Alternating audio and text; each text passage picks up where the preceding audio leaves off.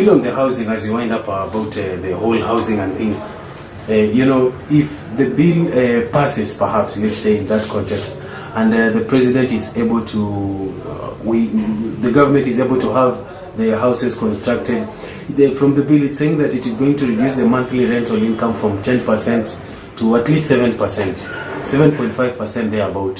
So that will reduce the cost of rent, and which in turn will reduce the cost of living. Don't you think that's a positive impact? Now look at the whole thing about Kenya Kwanza government, about the affordable housing. Here we are talking about owning a house. It's not about reducing the rents or what. The issue is, we are entering into an agreement with the Kenya Kwanza government. We don't have papers. You know, the contentious issue here we are discussing about is we don't have an agreement with the government.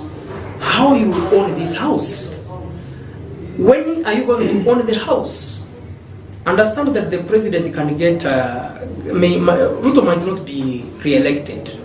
He will not be re-elected. And they had the same agenda as we are talking about. Which is the guarantee?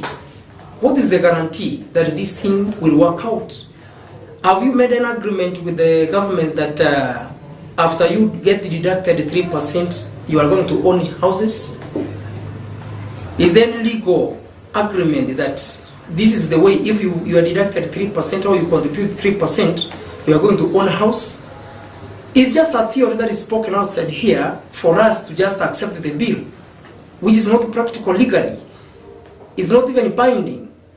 So you just live, you wake up tomorrow, next month, next year, 5 years, 7 years that you are going to own a house, and you are not into an agreement just by contributing 3%. So we have no proper structures to believe or trust the government that if that is the course we are going, that my 3% deduction will do the right thing as promised. It's just a campaign that is done on the streets. People told that 3% you'll just earn a house. You'll just afford to have a house. So we are not talking about deductions of rents to 7.5% if the government caters for 3%. The hope Kenyans are given is about owning a house. But what we believe in about owning houses is all about, are you into agreement that I've released in my 300 shillings, my 1,200 shillings, my 2,500 shillings, nikiendelea kulipa hivi ikifika to this period, I have owned the house. We don't have those paperwork. We don't have those agreements. Ni kitu inafanyika kwa street and we just believe in that. That's why we cannot trust the process.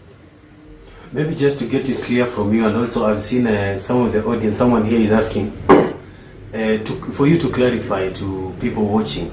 Now, we've seen previous governments, even the opposition was promising